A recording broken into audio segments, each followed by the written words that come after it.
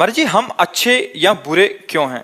मतलब कोई अच्छा है कोई बुरा, ये क्या ब्रह्मांडीय भ्रम है? इन तीन गुण हैं, एक सतोगुण है, एक रजोगुण है, एक तमोगुण है, और ये भगवान के द्वारा रचित हैं। और तीनों गुणों को भगवान ने स्वीकार कर अपने रूप धारण किए। ब्रह्मा, विष्णु और महादेव तीन रूप धारण किए, सृजन, पालन और संहार। वैसे ही सृष्टि तीन गुणों से बनी। तो जो सतोगुण है, दयावान, सात्विक, भजन करने वाले, सत्य, धर्म पर चलने वाले। जो रजोगुण है, भोग, कामना, ऐश्वर्य, वैभव, नाना प्रकार की। तमोगुण, आसुरी प्रवृत्ति, हिंसा, क्रोध, ये सब। तो इन तीन गुणों से सृष्टि में तीन विभाग हो गए हैं।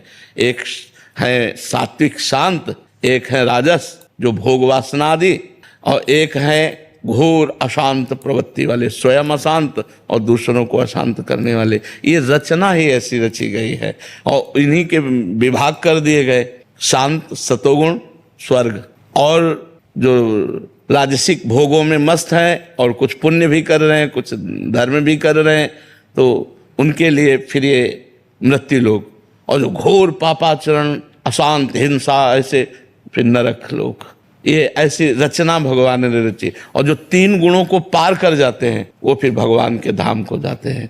और ऊपर जैसे तपलोक, महरलोक, जनलोक, ब्रह्मलोक है, फिर इसके बाद भगवान का वैकुंठ लोक है। तो जो तीन गुणों को पार करके तपस्या करते हैं तो वो ऐसे क्रम बाई क्रम जो जितना योग्य हो जाता है, और जो केवल भगवान की भक्ति करता है वो भगवान को प्राप्त होता है। तो ये रचना ही ऐसी रची गई है जो तीन गुणों से युक्त है। तो त्रिगुणात्मिका प्रकृति के द्वारा ये तीनों गुण स्वभाव में देखे जाते हैं और ये सबके अंदर आते हैं क्रम बाई क्रम। अगर भजन बल से हम इनको मिटाते चले आए तो सतोगुण बढ़ता चला जाएगा। और अगर देखा जाए तो सात्विक पुरुषों को भी क्रोध आता है, अच्छे पुरुषों में भी दोष हो जाते हैं भोग आदि की कामनाओं के। तो तीनों गुणों का प्रभाव सबके हृदय में रहता है। किसी में तमोगुण अधिक रहता है, किसी में रजोगुण अधिक रहता है, किसी में सतोगुण रहता है। जिसमें सतोगुण अधिक रहता है वो सात्विक, दयावान, धर्म से चलने वाले।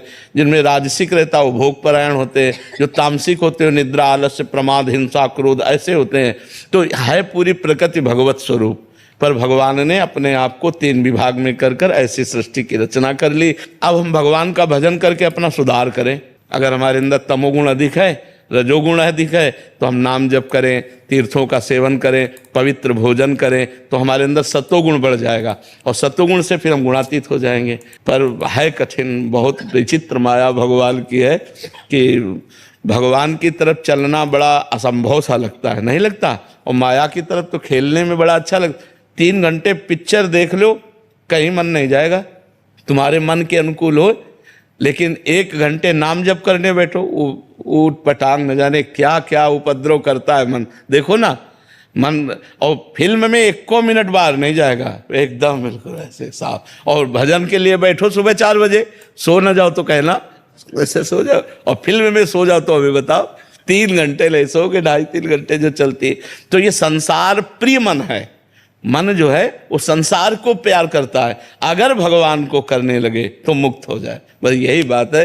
अब इसको हमें धीरे धीरे गंदे आचरणों से हटा के भगवान की तरफ लगाना है। महाराज जी, मैंने अपने हिसाब से सबको, पारिवारिक जनों को खुश रखने का प्रयत्न किया, पर मुझे हमेशा अपमान और तिरस्कार ही मिला है। मैं महाराज जी हार चुकी हूँ। मन करता है कि कुछ प्रयास ही ना करूँ। अब मैं जानना चाहती हूँ कि अभी मुझे क्या करना है। नाम जप करो, भगवान का चिंतन करो, और ये सब लोग सुन लो, संसार में मायाकृत छल कपट ये सब भरा हुआ है।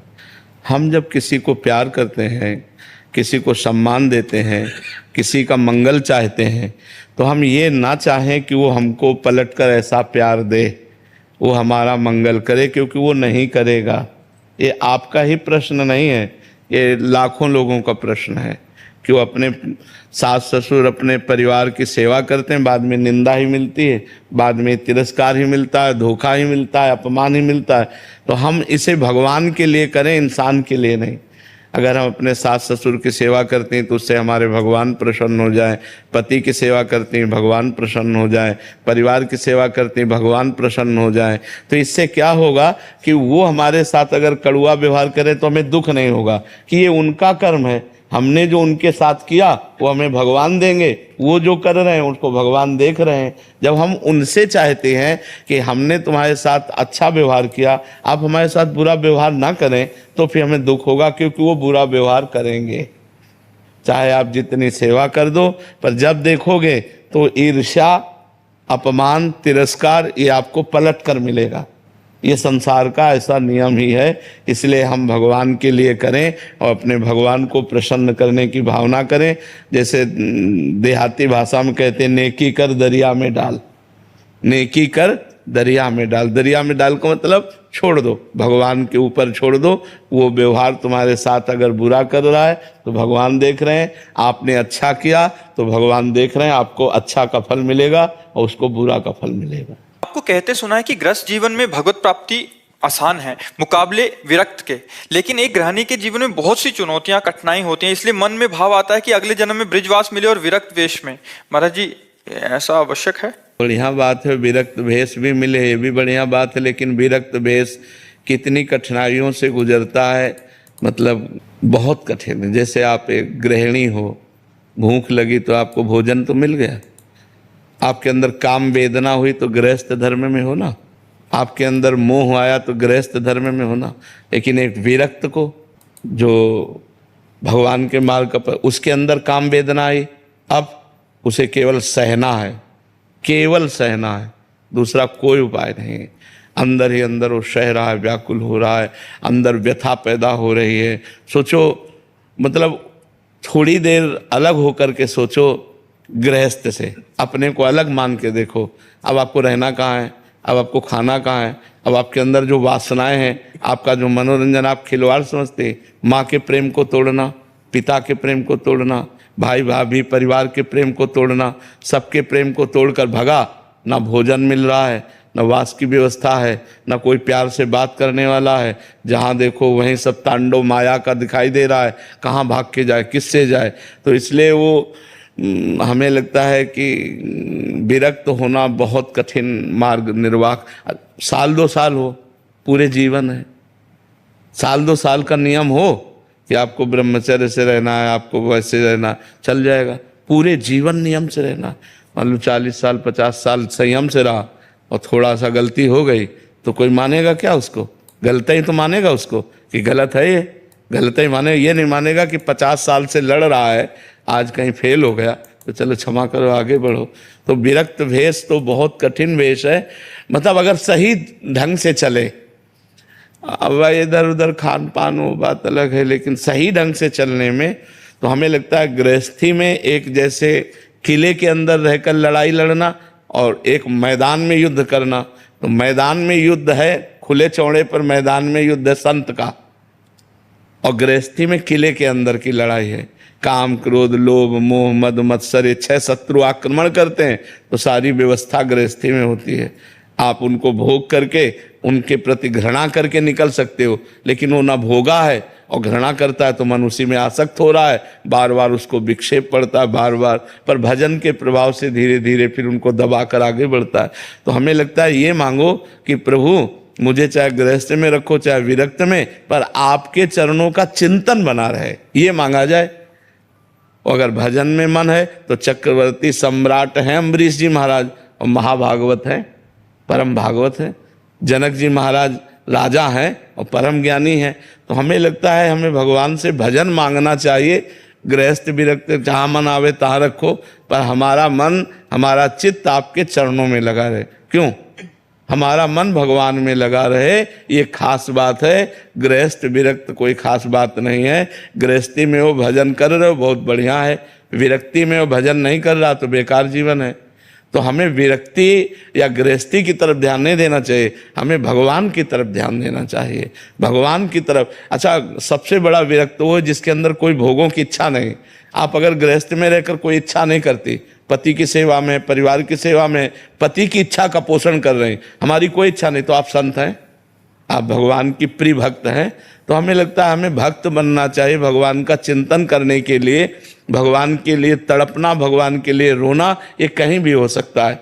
हम अगले जन्म के लिए क्यों निमंत्रण दें? हम इसी जन्म में भगवान का चिंतन करके भगवान को प्राप्त हो। क्यों? महाराज जी इसमें ऐसा बोला जाता है कि तुम गृहस्थ में हो, तुम्हारा परिवार है, पहले उसको देखो। हाँ, तो अच्छी बात है, परिवार रूप में भगवान है, उनकी सेवा करना चाहिए। अब हम सुबह से लगे हैं आप लोगों की सेवा में, तो हमारी भी तो विरक्त होकर के क्या हम कर रहे हैं, संसार की तो सेवा कर रहे हैं, तो तुम्हें भी तो परिवार की सेवा करनी है। विरक्त का मतलब थोड़ी कपड़ा रंग करके बैठ जाना, बैठना नहीं है। समाज की सेवा करो, भजन करो, संयम से रहो। तो वही बात गृहस्थी में, अच्छे आचरण करो, नाम जप करो, परिवार की सेवा करो, क्या परेशानी है। मेरे पति में भगवान, मेरे पुत्र में भगवान, मेरे परिवार में भगवान, सबको प्यार भरा जीवन, तो कितना बढ़िया जीवन है, कितना बढ़िया जीवन। जो हम प्यार आप सबसे कर रहे हैं, वही आप प्यार अपने परिवार, अपने मोहल्ला, अपने नगर, अपने देश से करो, नाम जप करो, वही तो भक्ति है। भक्ति का मतलब कोई बाहर भाग के जाना थोड़ी, कहाँ भाग के जाओगे। महाराज जी वर्तमान परिवेश में भाई जी जैसे लीला दर्शन, लीला परिवेश हो सकता है? बिल्कुल हो सकता है, पर भाई जी जैसा भजन होना चाहिए। श्वासोश्वास के अगर अभ्यास हो, हाँ, भजन। जो शरणागत हाँ, कुछ बात ऐसी होती है कि कभी कभी भगवान के कारक पुरुष आते हैं।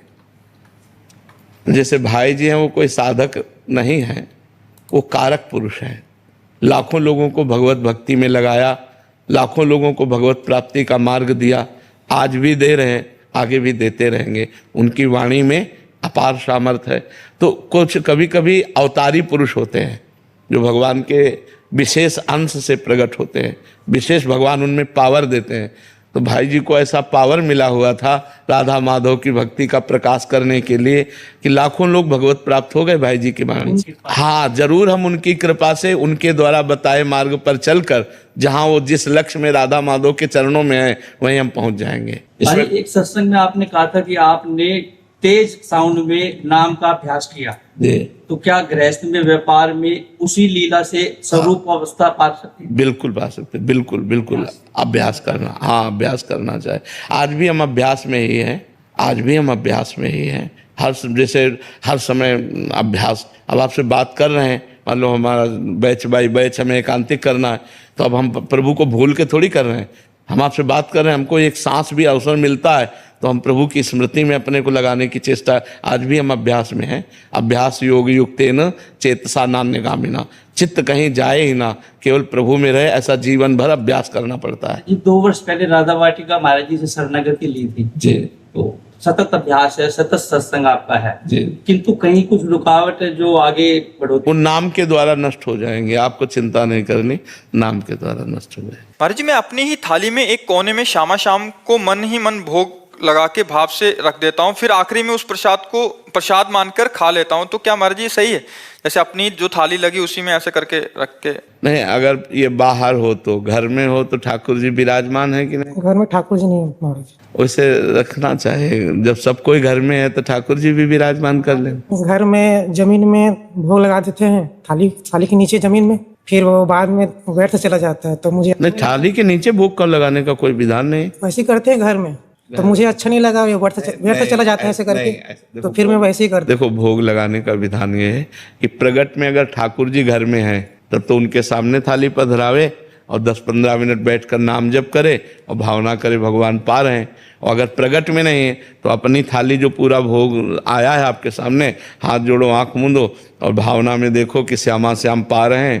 थोड़ी देर 1-2-4 नाम जप करो और जय हो प्रभु आपके, और हृदय में भी तो वही बैठे हैं, पा रहे हैं, ऐसा भाव करना चाहिए। जमीन में भोग। गुरुदेव, ये शरीर रहते हुए लालजू और लाडली जू से मिलना है, उनके दर्शन करना चाहती हूँ, मुझे अपनी तरफ से क्या प्रयास करना? ये तो हो जाने, वो प्रयास से तो मिलते नहीं, प्रयास से नहीं मिलते हैं, तड़पने से मिलते हैं। वो तड़पन आ जाए हृदय में कि जिया न जाए, दरस बिन दूखन लागे नैन, नहीं खान पान ते भावे है, नहीं कोमल वसन सुहावे है, सब विषय लगे ते खारा है, हरियासिक का मग्न आ रहा है। हृदय एक कराह रहा है, एक अंदर आर्त भाव, कम मिलोगे कम, तब मिलते हैं। वो साधन भजन तो तड़पन के लिए है, लालसा के लिए है, लेकिन मिलते प्रभु तभी हैं जब रो रो करके हम उनको पुकारते हैं। कबीरा हंसना छोड़ दे रोने से कर प्रीति, बिन रोए किन पाइया प्रेम प्यारा मीत। ऐसा भजन होने लगे कि एक एक नाम आंसुओं से डुबो डुबो कर हमने राधा राधा राधा, फिर वो कृपा करें और हमारे सामने प्रकट हो जाता है। ऐसी किसी जप तप में सामर्थ्य नहीं, रो रो करके जिन्होंने आर्त भाव से पुकारा, भगवान ने उन पर कृपा की, तब भगवान मिल जाते हैं कृपा करके। साधन तो यही है कि श्रवणम कीर्तनम स्मरणम विष्णुपाद सेवनम अर्चनम बंदनम दास्यम सख्य आत्मनिवेदनम, भगवान की नवधा भक्ति की जाए तो उससे प्रेम लक्षणा, और प्रेम लक्षणा से भगवान की प्राप्ति।